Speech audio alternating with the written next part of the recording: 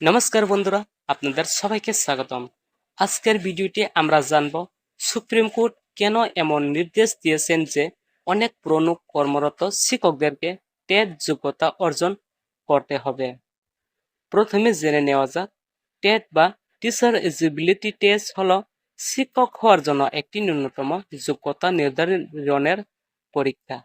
Supreme court তাদের রায়ে বলেছেন শিক্ষক অধিকার আইন আরটিই অ্যাক্ট 2009 এবং national council for teacher education यानी এনসিটিই এর নিয়ম অনুযায়ী টেট প্রাথমিক স্তরের শিক্ষকদের জন্য একটি বাধ্যতামূলক ন্যূনতম যোগ্যতা। আদালতের মতে এর উদ্দেশ্য হল সারা দেশের শিক্ষার নাম একরকম রাখা এবং শিক্ষকদের মানসম্মত শিক্ষা নিশ্চিত করা। আদালতে আরও বলেছেন, দীর্ঘদিন চাকরি করার অভিজ্ঞতা গুরুত্বপূর্ণ হলেও অভিজ্ঞতা টেট এর পরিকল্প নয়।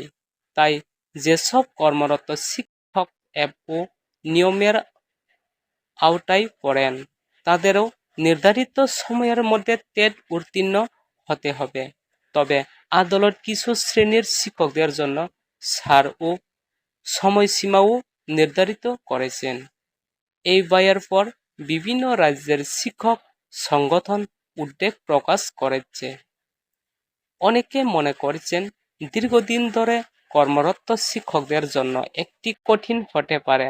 অন্যদিকে আদালত বলেছেন যে নিয়ম মূল উদ্দেশ্য শিক্ষার গুণগত মান বজায় রাখা।